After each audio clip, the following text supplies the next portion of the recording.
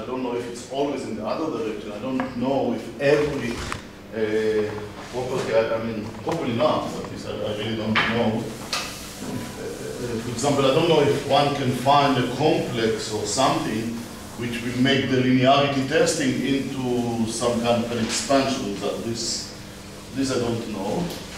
But every expansion result gives us a property testing result.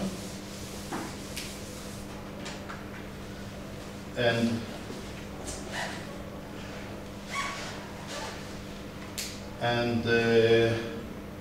I want to illustrate this by the example before. So I could cheat you and show you an example which looks like completely there's nothing to do, but I will not cheat you. I will show you somehow. So let's take example 1. So let's do the following test.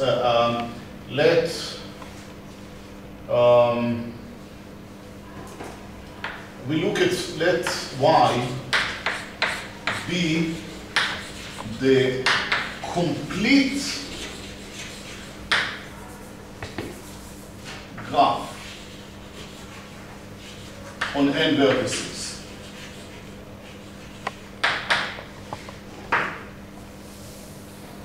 Okay, so y is vertices and edges, and we take n vertices and all the edges. Now I have given a function f from V to F2 denote f tilde from E to F2 the function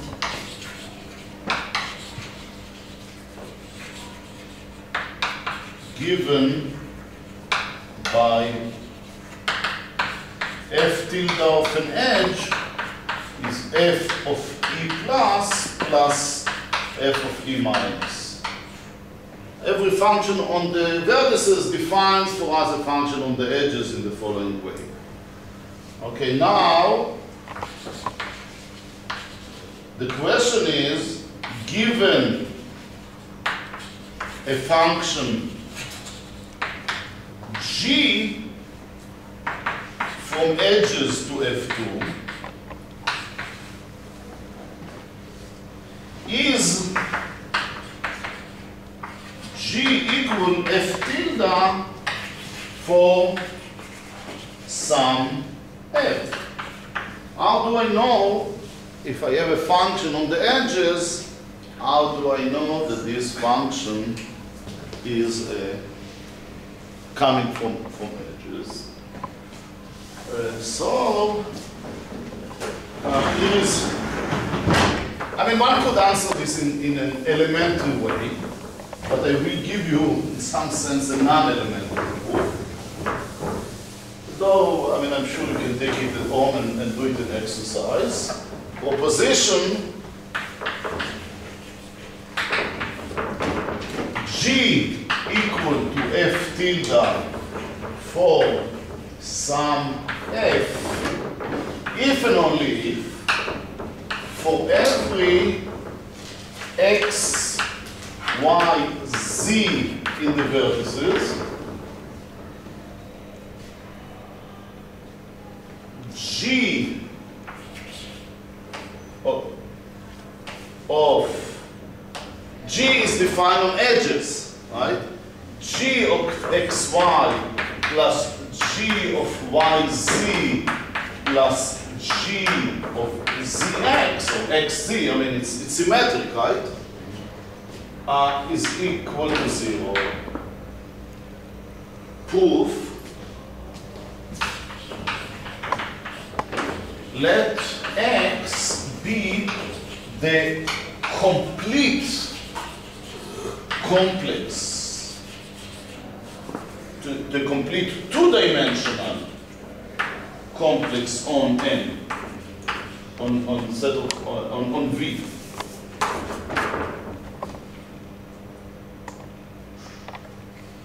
So then f tilde, f, a function from V to F2 is nothing more than B1. If you think about it for a second, it's exactly what we called before B1. These are the coboundaries. Because it's exactly delta of a function. How do you compute delta of a function on the vertices? Is how do you compute the edges? You take one side plus the other side. And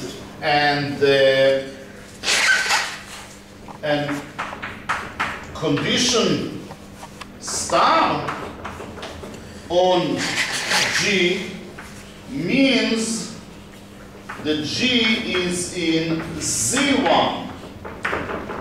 That's exactly the meaning of being a cocycle, because this is really computing delta 1 of G on the triangle x, y, z.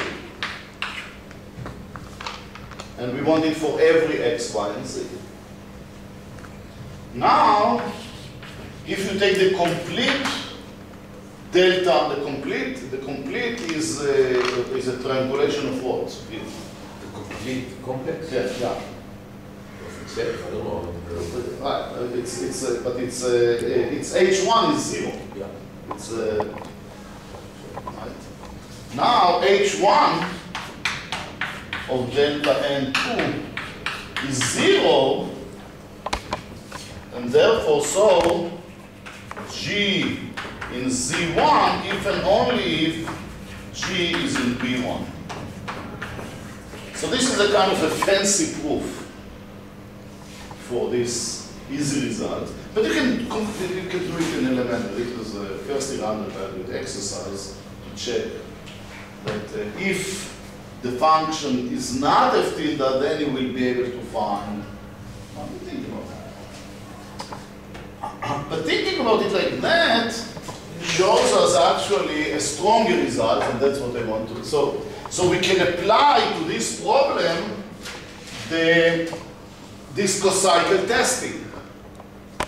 So let's see. I will keep this and erase this. Now that we can get something more, because we know not only, in some sense you have to think about it, that to say that the epsilon I, that the expansion is large, is something. Well, large here means bounded away from 0 independent of n.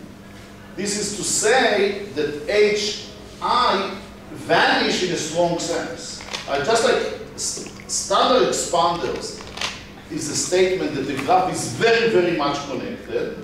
Very much connected means vanishing of H0. Then if it's kind of a strong vanishing of H1, namely not only that H1 vanish, but everything which is not in Z, which is not in BI, is very far from BI, right? And now the theorem is that everyone which is not in B1 is far from B1. That's the statement. That's exactly the expansion.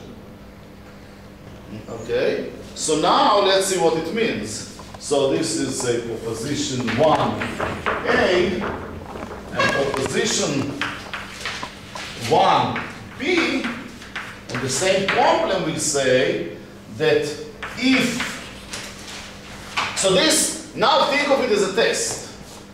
We think of G as a test. Checking star on G. G is a function on the edges to F2. Is a 3, we check only 3 places. We check the function only in 3 places. And it's 3.1, comma 1, epsilon is 1, tested for G being equal to F tilde for some f tilde. Namely, the epsilon is 1. This is and now this is, I don't have to prove anything. This is the previous theorem. Because what the previous theorem says? The previous theorem says, I erased it or I kept it? Yeah, no, I kept it. You see, you check on I plus 2. So you check on 3 values, and indeed I check here on 3 values. And this is epsilon ix tested. Namely, you check the probability of rejection is at least epsilon I times the distance. In this case, epsilon I is 1 by linear משולם.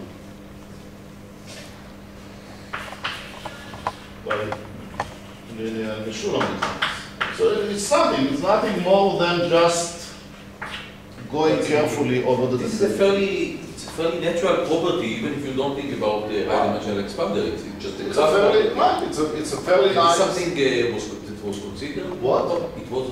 Well, we kind of invented it to apply method. But let me give you, let me hide it in a more that you will not even see. Another way. So let's another property testing application. But you will see that this is given a matrix. No, let's do it. Well, I think you are smart enough. We can do the 2 steps at once. Then let's call it the tensor product, tensor power. Question. Given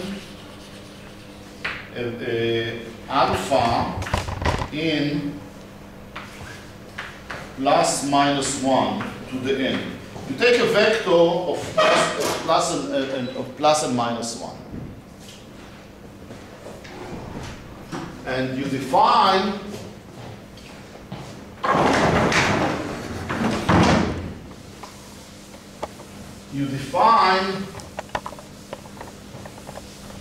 a matrix A, let A be equal alpha tensor alpha. By this we mean, i.e., A is n by n matrix such that Aij is equal alpha I times alpha j, plus or minus 1. So what we can say about A? So A is a plus minus 1 matrix, plus minus 1 n by n matrix, symmetric, and diagonal all 1. Now that's the property of A. Here is a question. Given such an A, I'll give you a matrix which is plus minus 1, symmetric, and diagonal on A. So we can think of A as something with sit in plus minus 1 to the n square minus n over 2. This is the number of free coordinates, one side. The diagonal is fixed to be 1. Is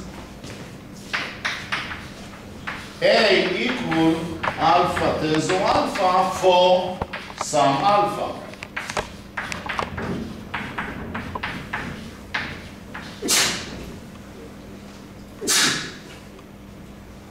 Proposition. So this is equivalent to being rank 1, no? This is equivalent to being rank 1 among the symmetric matrices, I guess. Yeah, among this symmetric is diagonal 1 because this is equivalent. Okay? So let me show you that you can test it, and okay, it's really good. Yeah, About because alpha tensor beta. What? What about alpha? Alpha tensor I don't know to answer. you don't know No, what. no, but it also. And I think that's for Shachar. But Shachar, this is a point of view, you see, this brings question about cubical complexes. I mean, I think it's can be. Alpha tensor beta is not known. Not that I don't know, nobody is asking. Yeah, But it should be checked. It should be checked. I think it should be checked. I mean, I probably the same technology, but you have to develop a little bit of machinery. So proposition 1, A equal alpha tensor alpha, if and only if for every ijk you take n over 3, namely, I used to say it like that, right? And 3, that's the notation. Or you take a subset of size 3 from ijk, and then you want that aij times ajk times aki, or ik, it's the same thing with symmetric equal 1. And moreover, 2, I write it here, 2, this star is 3-1 tester for A to be alpha tensor alpha. So if you want to check if this, you have to look at only at 3 bits of it, and using these 3 bits, you get a good estimate whether this is a rank 1 matrix, whether this is, or if you want, whether this is alpha tensor alpha. Why? You see why? This is the same proposition as before, in different language. Replace plus minus 1 with 0, 1. Yeah, it's just that the group of order 2 plus minus 1 is isomorphic to the group of order 2, 0, 1. Right? This tensor product of alpha tensor alpha, take a vector alpha plus 1 and make the 1 to 0 and the minus 1 to 1. And then you can think of it as a function on the vertices of the graph. Making this tensor product, tensor power, is exactly defining the function from the vertices to the edges. You see what I'm saying now, right? This is just hiding the story in a different way. And then the test we had before, which unfortunately, no, the test star, gxy plus gyz plus g equals 0, it's exactly this test. It's exactly the same thing. It's exactly this. So this is if and only if. Right? I mean, the matrix is a tensor power of another vector if and only if it is equal to 1. And if it's not, then the probability that you will discover it in this one test is at least 1 time, 1 is the 1 from the linear Meshulam, time the distance of the matrix from those matrices, from the rank 1 matrices. So, but this is really true. Good. That this is equivalent to rank 1. If you have 1 in the diagonal and And if you have 1 on the because diagonal, what does it mean to have rank 1? That every 2 rows are multiplied by one of the other, right? So, well, maybe. So if you have I see. Yeah, go ahead. So, but this is having rank 1 as what? If I will make it 2 plus or minus. You are better. No. It's rank 1 As what? Rank 1 as real matrices. as real matrices? Yeah. What? Yeah. Among those matrices, this is like K rank 1. Plus 1. So, okay, so another decision problem, new Yeah, you decision. can also This is not another one. can we test rank 1 with the other alphabet or something? Actually, in computer science, they should be interested because it's ranks of matrices and Yeah, that in fact, this was suggested to us by Irit Dinur when I showed her the previous one. She told me, and I kind of apologized, said this is a pretty artificial. She said, no, it's not artificial. It's still this problem. And this is something we're interested in. Now, they're interested in a tensor of more than alpha tensor, like alpha to the n, yeah, so alpha to it's the not 7. it's not clear How to generalize it. how to relate cocycles, what type of tensor. Right. If somehow there is a problem to go, like Tensor more than one If piece. you do, The if problem you is do that- the product, then this is some relation between vertices and k-faces. Right. There is The co-boundary is only between k-1 faces and Right. k-faces. And they vanish right away. That's the problem. And it's not clear, so it looked that there should be something like tensor product, but that go from k-1 sets to k sets, and like a fractional tensor product. But we thought about Samson is the co-boundary. Yeah, this is the co-boundary when you look at it at 0, 1. But then what is the real when you look at okay, but does it extend to something? So this is over the real, this is sort of a semi-definite because one way to use this idea, if you want to say optimize something over plus minus 1 vectors of this kind, then this is then you can look at this is an integer semi-definite programming, but then if you replace plus minus 1 by a real number, then you get semi-definite program which is a good algorithm. And this is a very important. What say the story?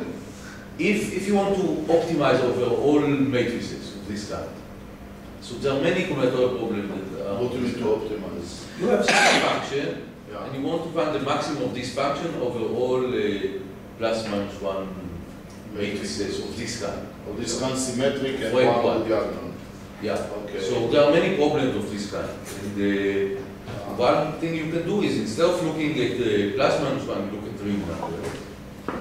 And then this is it's a more general problem, but it gives you a good approximation sometimes. And, this is semi-definite problem. But there's no higher dimension analog of this idea that we know. It's sort of Just to say something about the problem of alpha and beta. If we will talk about two vectors, alpha and beta, so the matrix won't be symmetric anymore. yeah, but this is, I don't think it's cubic, I think it's multicolored, no? I mean,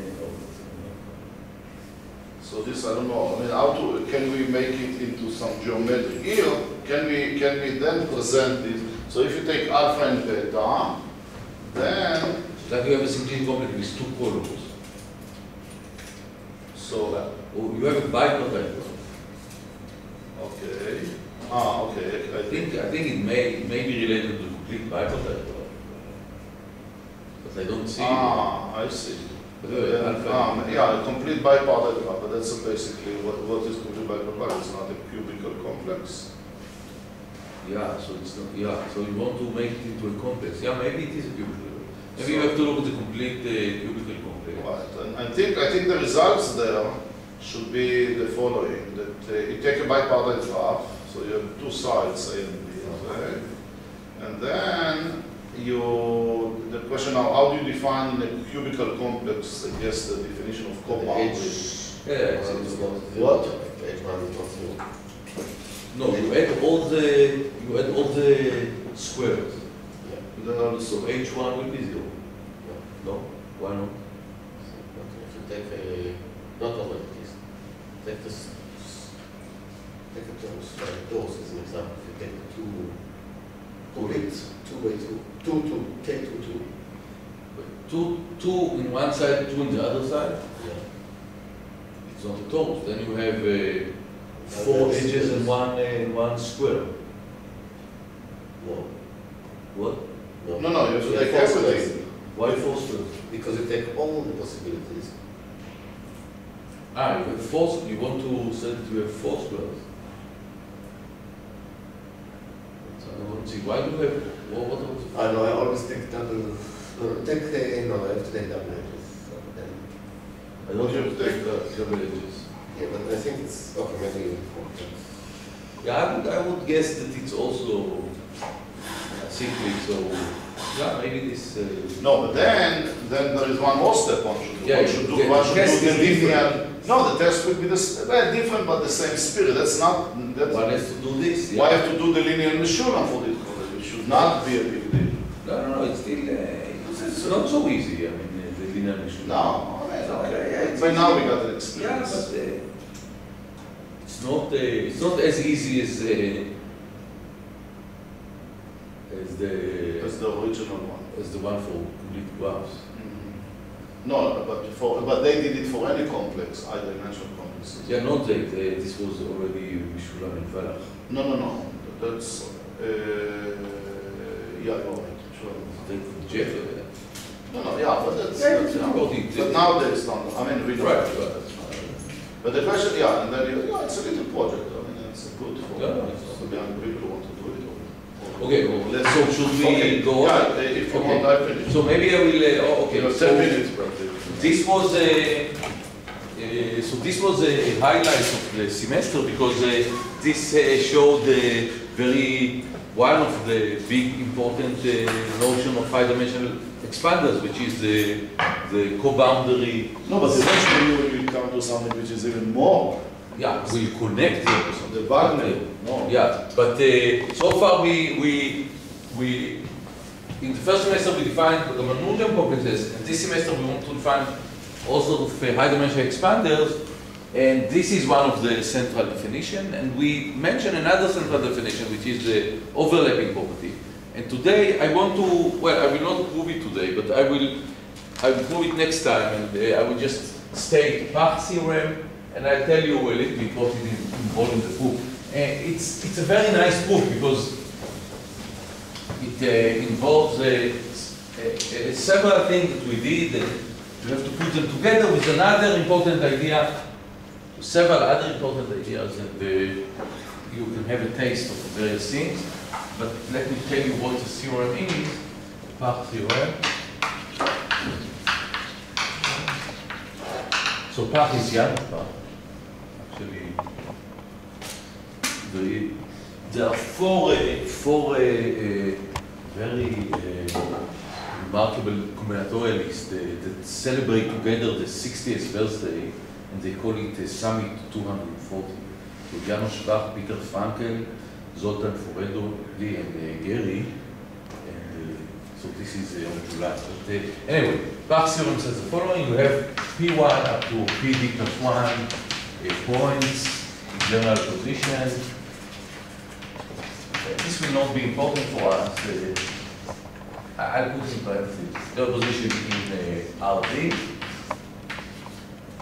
And then, okay, maybe before, there is a constant. There is constant with CD equal to 0, sub F. If P1 up to P equals 1 points, general position RD, there is the okay, and Pi is equal to n for every I. So we have d plus 1 sets of endpoints. There are Q1 up to Qd plus 1. So the Qi is a subset of Pi, and Qi is greater or equal to Cd times Pi, such that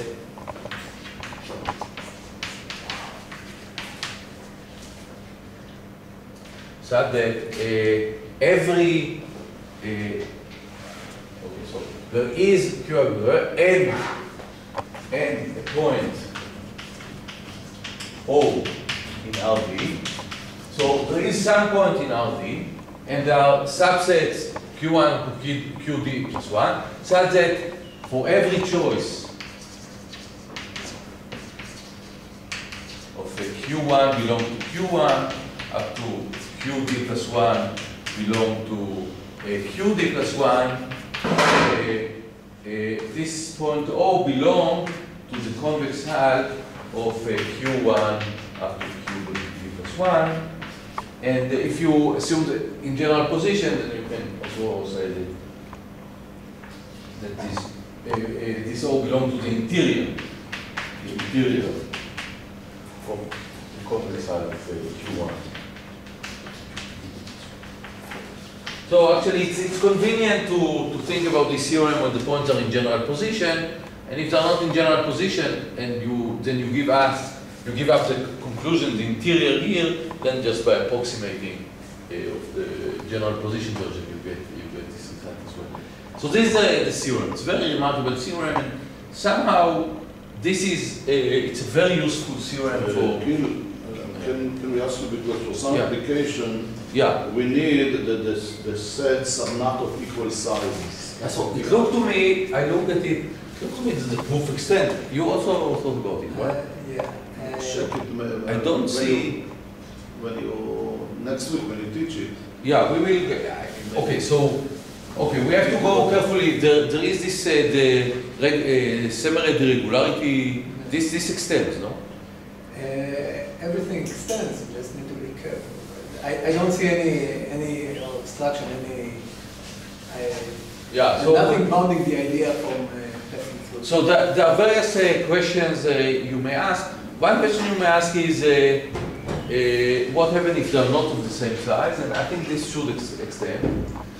I'll mention two other questions. So question one, can you topologize it? Can you topologize it? And there are also various versions to topologize, but the way we topologize, the standard way we topologize, instead of looking at the points, so we have here n times d plus 1 points. Instead, n plus d plus 1 points, we can think about it as the vertices of a simplex of dimension n times d plus 1 minus 1. And now we look, instead of looking at this theorem, we look at a continuous map f from this simplex n d plus 1 minus 1 to RD. And then what will replace the simplices will be images of faces. So if we topologize this theorem, then this may be useful for topological overlapping. And I don't know if the theorem remains true. And we can go over the proof also and see if this, what needs to be done. And maybe you need also to replace the proof itself. But there is a possibility that this is true, and this will allow to extend things from geometric overlapping, from Gromov geometric overlapping to Gromov topological overlapping. So this is one question. Another question, which is quite natural, question 2, is, you see, okay, so it says that there is a constant. So what the theorem says? It says we have d plus 1 sets, okay? Let's say 3 sets in the depth. So we have, and n is large. You can think about n to be large. And then it says there is a fraction. So we take a fraction of this set, here, here, and here. Let's say the fraction is 1/10. And every time, all the simplices, well, we take one from here, and one from here, all of them contain a specific polygon. Okay? So this is a theorem. And if, okay, but maybe there is an even stronger theorem, which will say that if we have 3 sets in the plane and d plus 1 set in RD, so instead of proving something about a fraction of each set, we want to ask, maybe we can divide this set. Okay, this is a fraction 1/10, maybe we lose something. Maybe we can divide this set to, say, 20 sets. So here 20 sets, here 20 sets, here 20 sets. And this property will be satisfied for each of these parts. So if you take the first part here, the first part here, the first part here, it has this property with respect to some O. You take the second part here, the second part here, the second part here, it has this property. Maybe with respect to another point, O2, and so on. So if we have this property, then this immediately implies this property because Yeah. But the one I don't care, the result is, you take the first set. yeah, the problem is no. No, I see now it doesn't work. Okay. So you need to partition them, but you need also that the parts will be of the same size. Okay, so the part here, you have to take bytes of the same size, because otherwise a big thing here may not be big here. But yeah, so the question is, can you divide them to parts of the same size with this property? But at least half of the way you can go with this theorem. If you have this theorem, then the theorem tells you that you have, say, 1/10 of them you can take. Very good. So throw them out, and you are left with 90%. Then you apply the same theorem again. So now you get 90%. yeah. So if you do what Alex suggested, then you get this theorem from this theorem, but with log n parts. Because so the question is, can you replace this log n by a constant? And there are several geometric techniques which allow you to do it. So maybe this is true, but this I don't know. Okay, how do you prove this theorem? So you really use a lot of. So let me mention the things that we use. The first thing we use is colorful variables. So I make it. Second is we use fractional. Okay. So this is something we studied, and I will remind you in a minute. But the third thing we use, what? We will remind. How are we in terms of the time? It's 4:30. I have to teach at 12. Okay, so let me just tell you the ingredients without telling what. The third thing we use is a version, actually an easy version, but it captures the spirit of semi-ready regularity theorem, lemma. And then the four things we use is the ham sandwich theorem,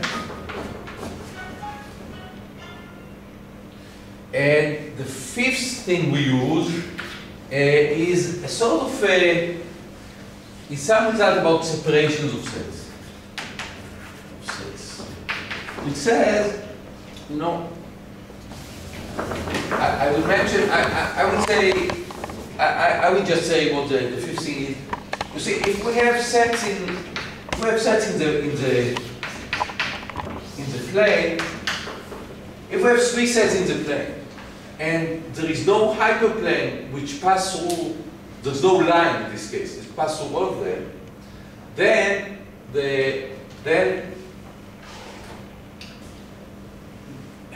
this is equivalent to the fact that everyone can be separated from every other two. And if we have a bigger collection of sets,